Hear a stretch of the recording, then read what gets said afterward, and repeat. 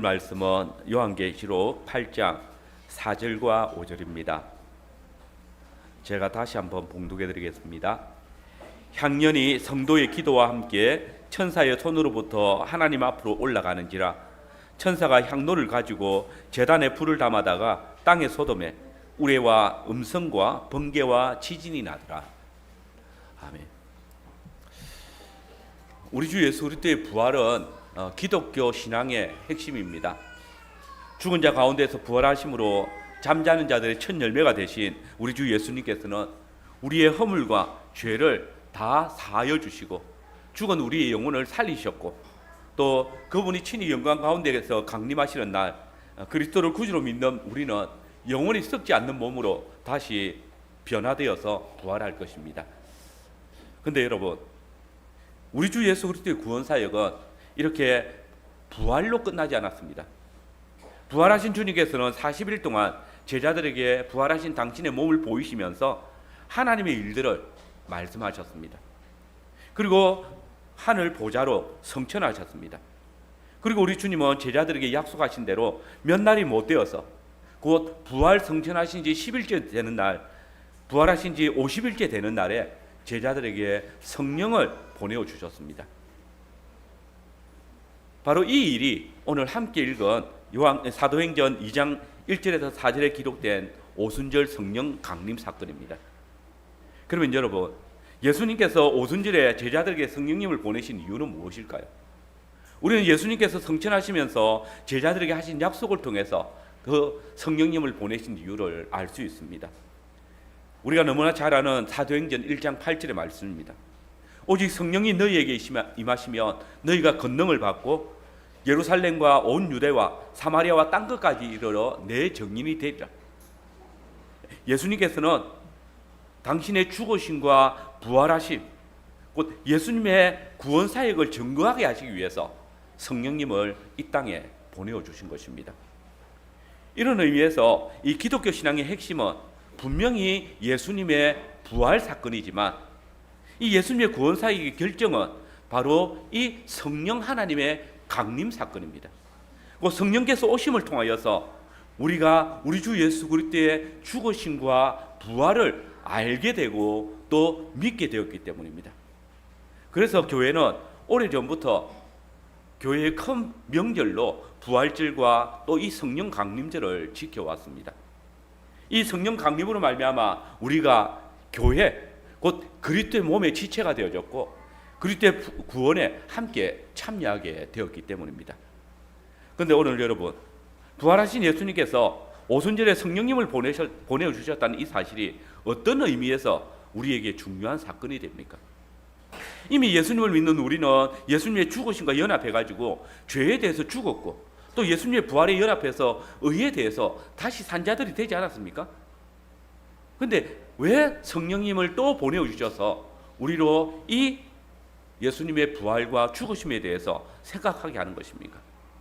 이것이 오늘 성령 강림과 무슨 관련이 있습니까? 바로 우리가 함께 읽었던 이 요한계시록 8장 1절부터 6절의 말씀이 이 오순절 성령 강림 사건이 가지고 있는 의미가 무엇인지 우리에게 설명하고 있습니다. 하나님께서는 사도 요한을 통해서 핍박과 이단의 공격에 시달리고 있던 소아시아의 7 교회에게, 그리고 모든 시대를 살아가고 있는 신약교회 성도들에게 이 오순절 성령 강림 사건이 예수님의 사역의 절정이고 또 우리에게 참으로 중요한 의미를 가지고 있음을 말씀해주고 계십니다. 오늘 저는 함께 읽은 본문의 말씀을 중심으로 성령님의 강림으로 교회가 누리게 되어지는 구속의 은혜의 사건과, 그리고 이 성령께서 우리에게 주시는 경고를 살피면서 성천하신 예수님께서 성령 강림을 통해 하나님의 불을 땅에 쏟으셨다라는 주제로 말씀을 전하겠습니다. 우리는 먼저 성천하신 예수님이 보내어 주신 성령님을 기억해야 합니다. 요한계시록을 먼 미래에 있을 어떤 사건의 종말을 연결해서 설교하시는 분들은 이 내용에 대해서 생소하겠지만, 사실 이 본문을 자세히 살펴보면 오순절 성령 강림 사건을 잘 보여주는 본문입니다. 즉 1절 말씀을 보시면 어린 양 예수 그리스도께서 7개 인을 떼실 때 하늘이 반시 동안 고요하더라라고 말하고 있습니다. 이는 예수 그리스도께서 죽음에서 부활하신 것과 그리고 오순절 성령 강림 사건을 그 사이를 이야기하고 있습니다. 만약 우리가 성전 제사의 진행에 대해서 조금 지식을 가지고 있다면 이 본문에 대한 이해가 좀 쉬울 것입니다. 여러분, 레위기 16장과 그리고 역대하 29장의 말씀을 여러분들이 집에 가서 종합을 해보시면 이 본문에 대해서 이해가 좀 쉬우실 것인데, 제사는 어떻게 시작되어집니까? 제사는 대제사장이 번제단에서 번제를 드림으로써 시작이 되어집니다. 그때 제사장들은 나팔을 불고 또 레위 사람들은 노래를 부르고 또 야훼의 시로 찬송을 합니다. 이것은 번제가 드려지는 중에 계속됩니다. 그러다가 번제가 끝난과 동시에 중단됩니다. 그 다음에 대제사장이 번제단의 피와 향을 가지고 성소 안으로 들어갑니다. 대제사장이 성소의 분향단에서 향을 드리고 지성소로 들어가서 언약궤 위에 피를 뿌립니다. 그리고 대제사장이 성소에 들어간 후에 성소 밖에 있는 백성들은 모두 엎드려서 이 대제사장의 이 경배의 결과가 어떻게 되어졌는지 엎드려서 기다리며 경배를 드립니다. 그 다음 대제사장이 자기의 직무를 다 마치고 성소에서 나오면 다시 나팔이 불리고 악기를 연주하면서 시편으로 찬송하고 기쁨과 감사함으로 하나님께 다시 경배합니다. 자, 여러분, 그러면 이 제사를 드리는 중에 반 시간쯤 조용해지는 시간이 언제쯤일까요? 하늘과 땅을 만나는 이 성전 안에서 고요함이 가득할 때가 언제일까요? 바로 대제사장이 성소를 뿌릴 피와 분향단의 향을 가지고 성소에 들어갔다가 다시 나올 때까지 그 시간입니다. 다시 말해서 제사장이 성전에 들어가서 향을 바치고 돌아오는 데 걸리는 시간이 바로 이 반 시간 정도 되는 시간입니다.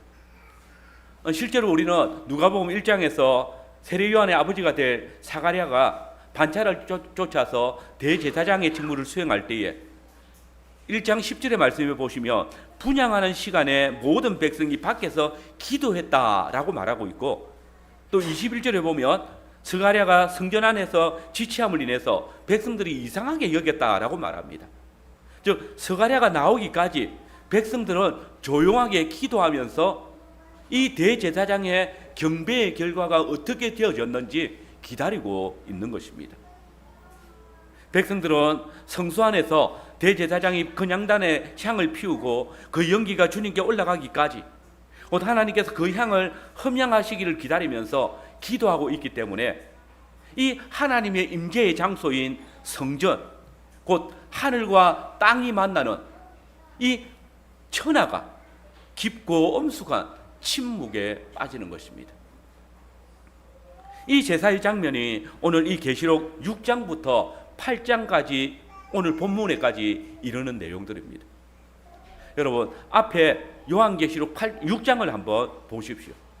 요한계시록 6장 1절부터 8절에 첫 번째 인부터 네 번째 인까지 떼는 장면이 나옵니다.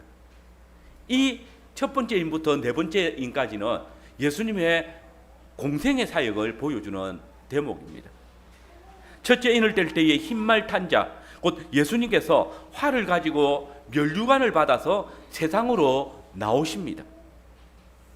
둘째 인을 뗄 때에 붉은 말을 탄 자, 곧 헤롯이 땅에 화평을 제하고 그리스도를 죽이려고 칼을 들었습니다. 셋째 인을 뗄 때에 검은 말, 곧 유대인들이 생명의 떡이신 예수님을 반대하면서 육신의 떡을 사고 팝니다. 그때 하나님께서는 거룩한 감람류와 포도주는 그들이 함부로 해치지 못하도록 막고 계심을 볼 수 있습니다.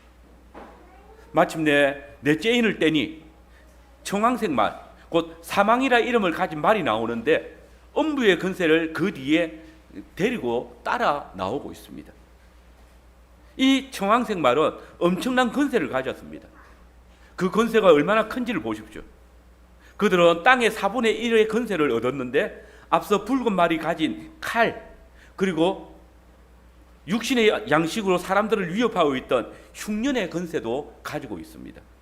그리고 사망의 건세와 땅의 짐승, 곧 덜짐승의 건세를 가지고 성도들을 죽였다라고 이야기합니다. 여러분, 이것이 예수님의 공생의 기간 동안 끊임없이 예수님을 공격했던 대적들, 곧 세상의 방백들과 유대인들의 공격이지 않습니까?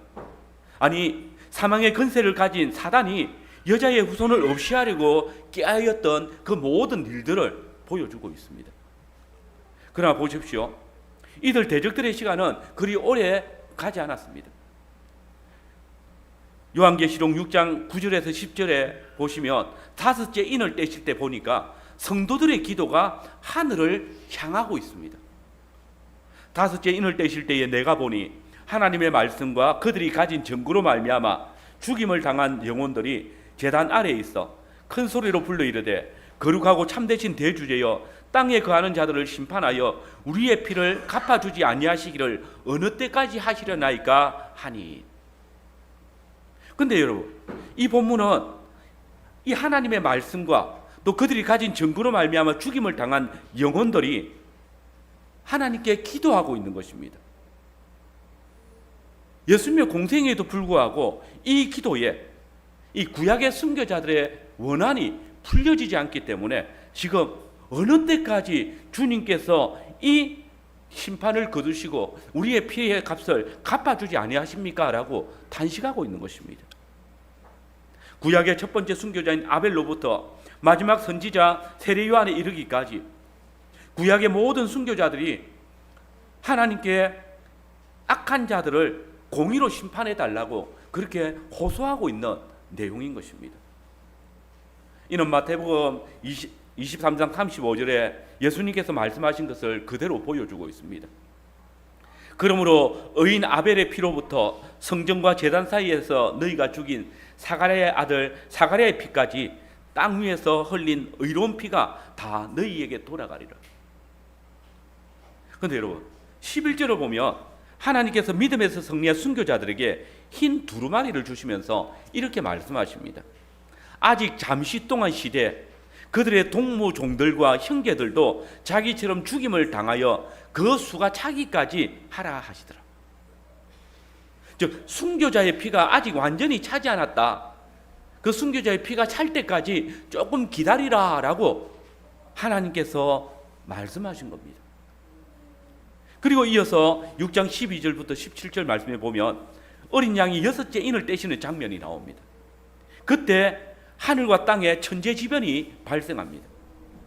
큰 지진이 나고 해가 검어지고 달이 붉은 피같이 되며 하늘의 별들이 땅으로 떨어지고 하늘은 두루마리처럼 말리고 각 산과 섬이 옮겨졌다라고 이야기합니다. 여러분, 이 일이 언제일까요?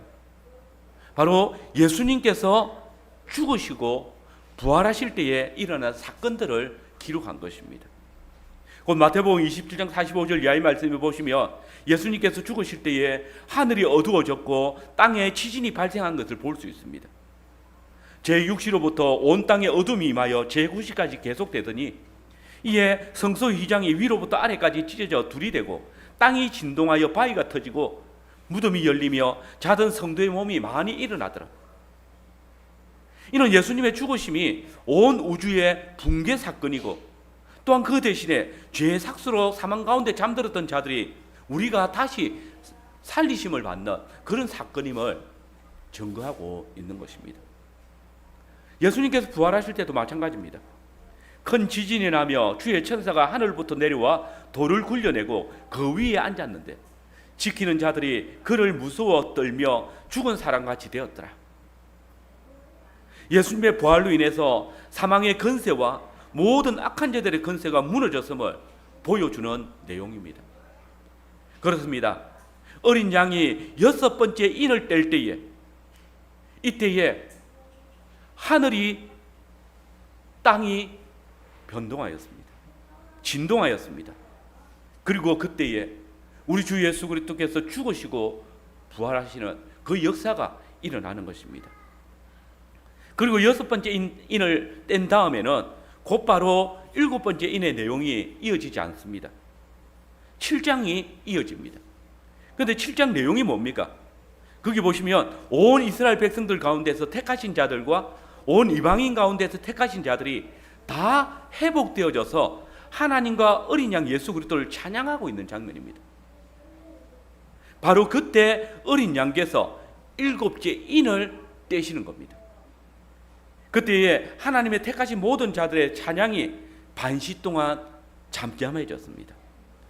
우리 요한계시록 8장 1절을 같이 한번 읽어보겠습니다. 같이 읽겠습니다. 7개 인을 떼실 때에 하늘이 반시간쯤 고요하더니. 여러분, 이 장면을 여러분이 머릿속에 한번 그려보십시오. 예수님의 죽으심과 부활로 그분의 구원사역이 완성되었다고 생각하는 그 찬양이 울려 퍼지는 그 순간에 어린 양께서 7개 인을 떼십니다. 그리고 바로 그때 지금까지 울려 퍼지던 찬양이 모두 중단되었습니다. 숨소리조차 나지 않을 정도로 고요해졌습니다. 하늘이, 땅이, 모든 택하신 자들이, 또 모든 천사들이 이 7개 인을 주목하고 있습니다. 그만큼 이 7개 인은 엄청난 내용을 담고 있기 때문입니다. 그리고 본문 2절 이하의 말씀을 보시면 어린 양께서 이 7개 인을 떼시자 하나님 앞에 시위하던 7 천사가 7 나팔을 받았습니다. 6절을 한번 같이 읽어보겠습니다. 같이 읽겠습니다. 7 나팔을 가진 7 천사가 나팔 불기를 준비하더냐. 천하가 고요해지고 그리고 7개 인을 떼신 이후에 고요한 그때에 천사가 향로를 가지고 붓기까지 고요함은 계속되었습니다. 그리고 7개 나팔을 가진 7 천사가 나팔 불기를 준비합니다. 여러분, 그리고 그 중간에 고요한 시간에 일어났던 일이 무엇인지 오늘 본문 3절과 4절은 우리에게 증거합니다. 한번 3절과 4절 같이 한번 읽어보겠습니다. 시작. 또 다른 천사가 와서 제단 그 중간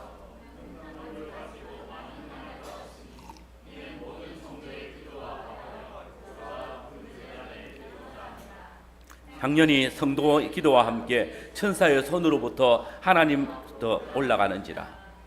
그리고 5절에 보면 그 천사가 그 향로에 불을 담아다가 땅에 솟습니다. 그리고 그때 우레와 음성과 번개와 지진이 났다고 합니다. 여기서 이 7 천사와 달리 새롭게 등장하는 이 3절의 또 다른 천사는 바로 예수님이십니다. 전에도 말씀드렸지만 예수님은 천사가 아닙니다. 그럼에도 불구하고 구약에서 야훼 하나님께서는 종종 자신을 야훼의 사자로 천사로 나타나십니다. 창세기 18장에서 아브라함을 만났던 세 천사 중에 한 분은 바로 하나님 당신이셨습니다. 또한 창세기 22장에서 아브라함이 모리아산에서 이삭을 바칠 때 하늘에서 소리를 발했던 야훼 천사는 바로 야훼 하나님 자신이셨습니다.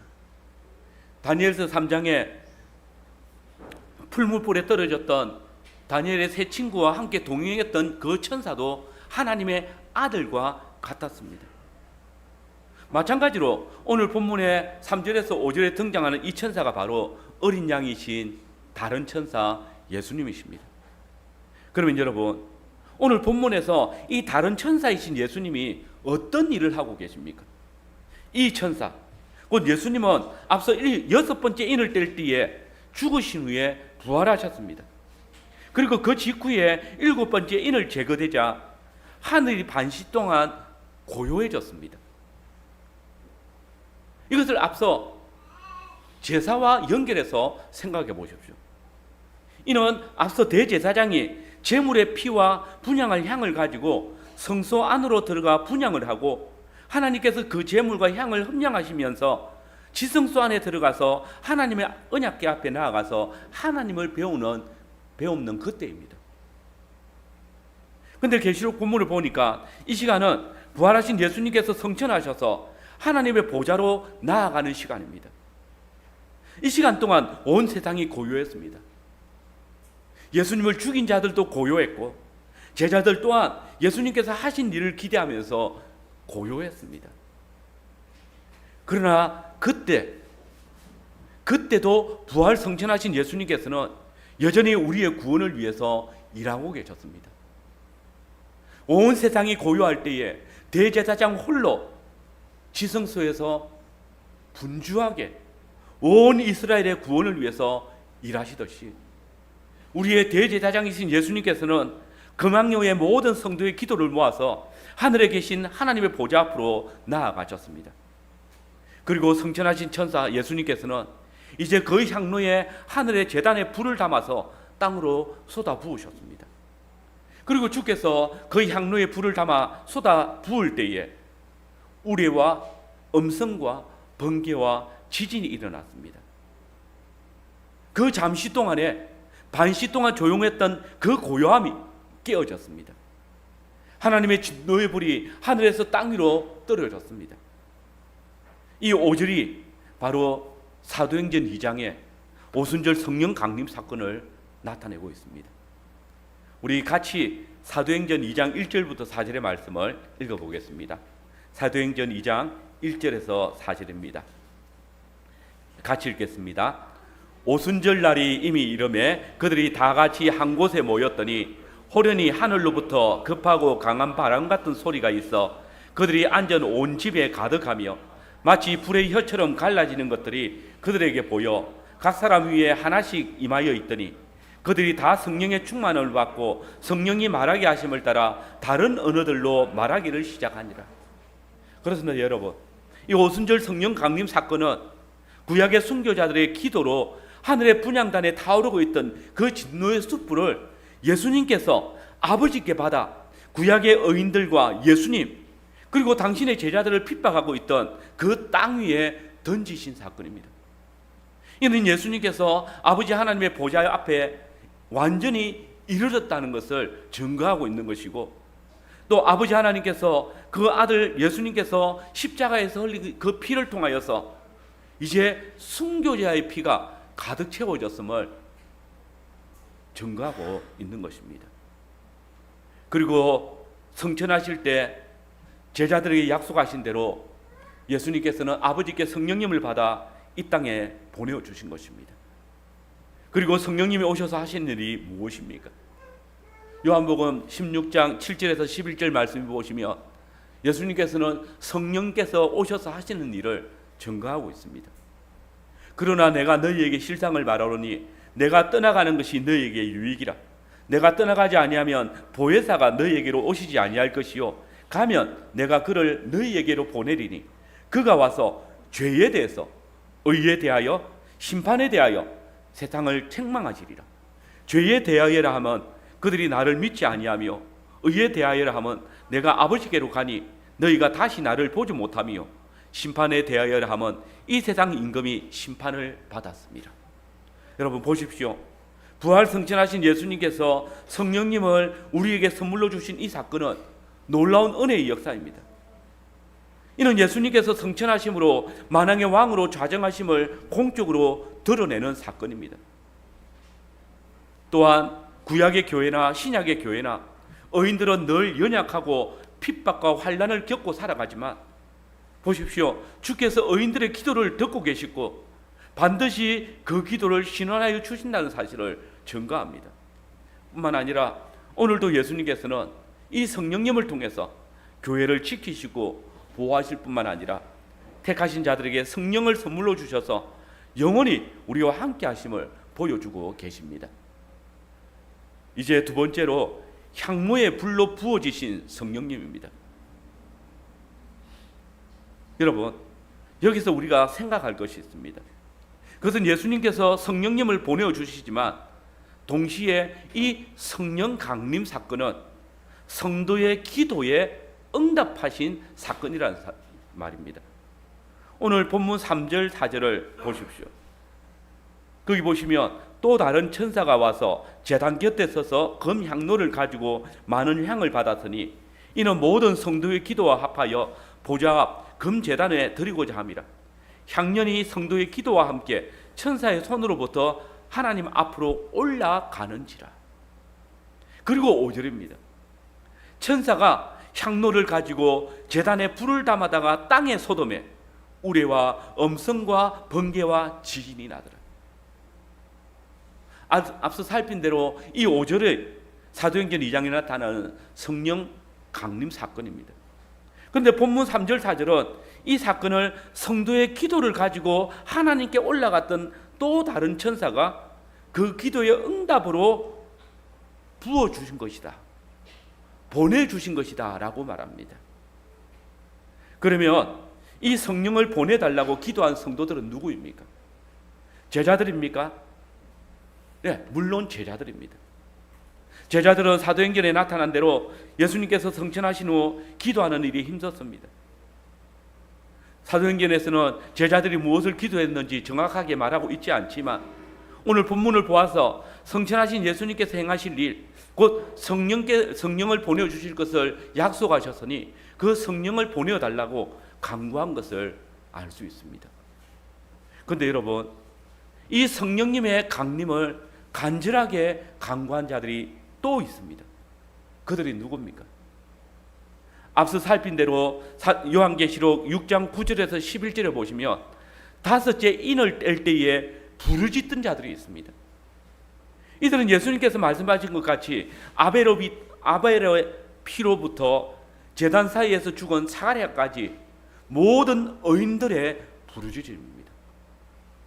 그러나 그때 6장 11절은 이들의 부르짖음에 대해서 하늘에서 조금 더 기다리라 라고 응답하심을 봅니다. 곧 순교자의 피가 더 차기를 기다려야 된다라고 말씀하신 것입니다. 그런데 오늘 8장 5절에서 야훼 하나님께서는 이 의인들의, 이 순교자들의 신원해 달라라는 그 부르짖음에 응답하셨습니다.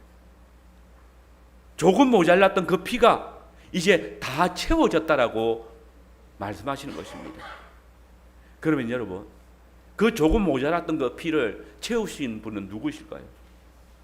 바로 참 의인이신 예수님이십니다. 예수님께서 당신의 피를 흘리심으로써 불의함으로 인해서 고통당하지 않은 의인들의 그 원한을 풀어주고 계십니다. 예수님께서 아버지 앞에서 부르짖을 때에 이 의인의 간구를 들으시고 하나님께서 응답하시는 것입니다. 과연 이 예수님의 피가 없이는 조금 모자랐던 그 순교자의 피가 채워지지 못했습니다. 구약시대로부터 많은 의인들이 순교의 피를 흘렸습니다. 그러나 이들의 피는 예수님의 피가 없이는 신원을 받지 못합니다. 그런데 예수님께서 마지막 남은 그 순교의 피를 십자가 위에서 흘리심으로써 야훼께서 그 피를 받으시고 의인들의 간구에 역사하셨습니다. 예수님께서는 친히 의로우신 당신의 피로 마지막 남은 의인들의 피를 채우심으로써 야훼께서 의인들의 간구를 신원하여 주실 것을 함께 간구하셨기 때문입니다. 그리고 그때 야훼께서는 그 피가 채워짐을 보시고 의인들의 간구를 들으시며 신원하여 주셨습니다. 당신의 불을 땅에 쏟으심으로써 의인들을 핍박하던 공격하던 대적들을, 불의한 자들을 불러 태우셨습니다. 그렇습니다. 오순절 성령님은 교회에게는 은혜로 임하셨지만 불의한 자들에게는 소멸하는 불로 임하셨습니다. 하나님께서는 이 성령의 불을 땅에 쏟으심으로써 악인들의 형통함을 꺾으셨습니다. 여러분, 오늘도 성령님께서는 교회를 지키시고 보호하십니다. 동시에 의인들의 간구를 들으심으로써 불의한 자들의 그 불의를 불러 태우십니다. 성령님께서는 의인의 피가 차기까지 기다리셨지만 마지막 그 피가 찰 때에 불로 임하셔서 세상을 심판하십니다. 그러므로 교회는 이 심판의 날을 위해서 간구해야 됩니다. 악인의 형통함을 파하시는 날까지 기도해야 합니다. 주님께서 의인들의 간구에 역사하셔서 이 불의한 자들을 심판하실 것이기 때문입니다. 그러면 이 날이 속히 임하도록 교회는 어떻게 기도해야 합니까? 그것은 야훼의 말씀에 순종함으로 악인의 불의함을 더욱 드러내어야 합니다. 온전한 예배로 패역한 자들의 그 예배를 드러내어야 합니다. 물론 이때에 교회는 많은 핍박과 또 고난을 짊어져야 할 것입니다. 때로는 순교의 피를 흘리기도 해야 할 것입니다. 그러나 그 피가 채워질 때에 야훼께서는 우리의 고난과 수고를 신원하여 주시고 위로하여 주실 것입니다. 여러분, 성도는 바로 이 날을 소망하며 살아가는 자들입니다. 이 모든 날 마지막, 그 주님께서 우리의 모든 환난과 고통을 신원하시는 그날이 속히 오기를 기대하며 살아가는 것이 성도의 삶입니다. 그러므로 성도는 더욱 주님의 약속의 말씀 앞으로 나아가야 합니다. 주의 약속을 따라 주의 음성을 청종해야 합니다. 말씀을 따라 살아갈 때에 핍박이 있고 또 고난이 있을지라도, 때로는 그것들로 피를 흘려야 될지라도 우리는 주께서 신원하시는 그날을 소망하기에 인내하며 살아갈 수 있습니다. 왜냐하면 교회가 환난과 핍박 속에서 고통을 당하며 피를 흘릴수록 주께서 더 빨리 응답하심을 알기 때문입니다. 물론 이 일은 결코 쉬운 일이 아닐 것입니다. 오늘 살아가는 성도들에게 말씀을 따라 사는 길이 얼마나 힘든 줄 잘 압니다. 모든 세상 사람들이 우리가 주의 말씀을 쫓아 살아갈 때에 어리석은 길을 간다라고 조롱할 것입니다. 교회 안에 패역한 자들까지도 우리로 조롱합니다. 말씀을 순종할 때에 성도들은 세상의 조롱과 멸시로 인해서 고난을 당하기도 할 것입니다. 직장과 학교에서, 때로는 가정에서 이 말씀 때문에 손해를 보고 포기해야 하는 일들도 생길 것입니다. 그러나 여러분, 우리를 더욱 힘들게 찌르는 것은 이 세상의 멸시와 조롱이 아닙니다. 세상의 물질로 손해를 입는 것도 아닙니다. 바로 교회 안에 있는 패역한 자들의 괴계와 술수입니다.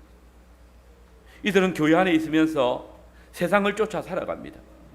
그러면서 말씀을 따라 살아가려고 힘쓰는 자들에게 꼭 그렇게 말씀을 따라 살아가야 하느냐라고 조롱합니다. 우리가 하나님의 말씀을 모두 지킬 수 있는 것도 아닌데 조금 타협하는 것이 죄가 되느냐라고 반문합니다. 어차피 다 지키지도 못하는데 좀 편안하게 즐기면서 교회 출석하면 안 되느냐라고 조롱합니다. 주 앞에서 우리가 다 연약하고 허물이 많은데 조금 더 있다 한다 해가지고 뭐가 문제가 되느냐라고 말합니다.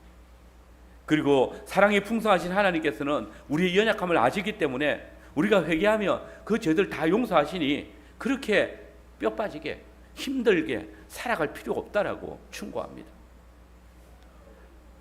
여러분, 우리 하나님은 사랑이 많으시고 우리가 회개할 때 용서하십니다. 그러나 여러분, 여기서 우리가 기억할 것이 있습니다.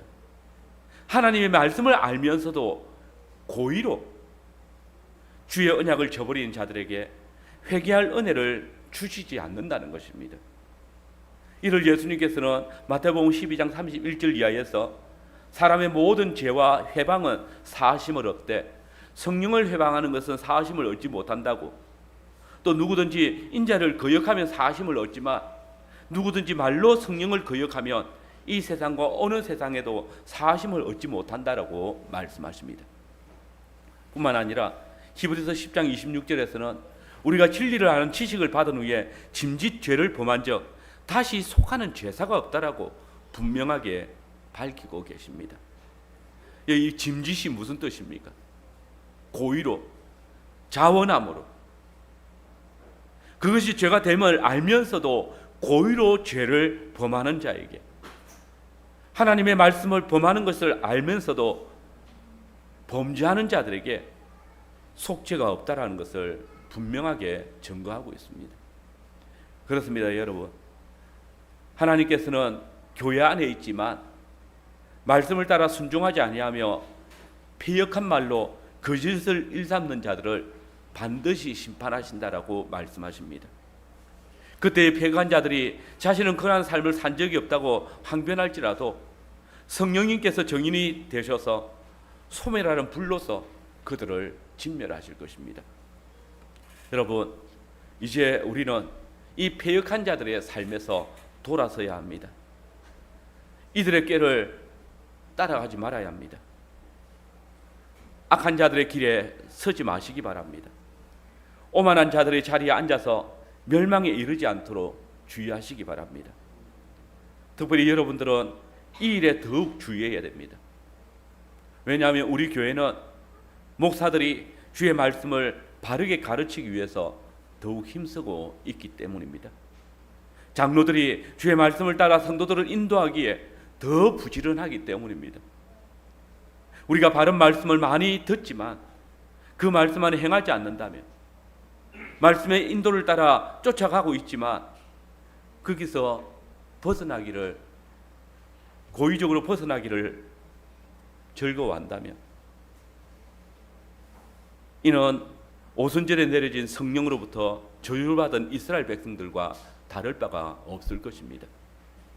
이사야가 말한 대로 너희가 듣기는 들어도 깨닫지 못하며 보기는 보아도 알지 못하는도다라는 책망을 들을 것입니다. 여러분, 주의 말씀이 선포되어질 때에 듣고 깨닫기 위해서 힘쓰십시오. 패역한 자들과 같이 주의 말씀을 조롱하다가 심판에 이르는 자들이 없기를 바랍니다. 교회당에만 다니는 패역한 자들에게서 돌아서서 주의 말씀을 듣는 일과 배우는 일에 창념하시길 바랍니다. 하나님께서 교회를 통해서 말씀하시는 시간을 귀히 여기고 또 힘써 배웁시다. 그리고 그 말씀을 따라 순종합시다. 만약 여러분이 주의 심판을 시험하여서 말씀을 듣지 않으며 또 순종하지 않는다면 성령님께서 여러분의 행사의 정인이 되셔서 소멸하는 불로서 우리를 태우실 것입니다. 여러분, 오순절에 강림하신 성령님은 우리를 소멸하러 오신 분이 아닙니다. 도리어 성령님은 의인들의 간구를 들으시고 신원하러 오신 분이십니다. 성령님께서는 우리의 억울함을 신원하시며 위로부터 우리를 지키시는 분이십니다. 그러나 성령님께서는 주의 말씀을 시험하며 성령을 회방하는 자들을, 주의 교회를 핍박하며 의인들을 핍박하는 자들을 태우시는 분이십니다. 그렇습니다, 여러분. 교회에게 성령님은 위로의 영이시며 또한 우리의 보혜사이십니다. 우리는 이 성령님으로 말미암아 악인들의 형통함과 오만함을 보면서도 낙심하지 않을 수 있는 것입니다. 오히려 찬송을 부를 수 있는 것입니다. 이 한 주간 동안 임마누엘 되신 성령님으로 말미암아 세상의 죄악 앞에, 그리고 교회 안에 있는 패역한 자들 앞에서 낙심하지 마시고 오히려 우리를 신원하여 주시는 주님을 바라보며 승리하신 그리스도와 함께 그 승리에 동참한 모든 성도들과 함께 찬송으로 나아가는 성도님들이 되시기를 바랍니다. 아멘.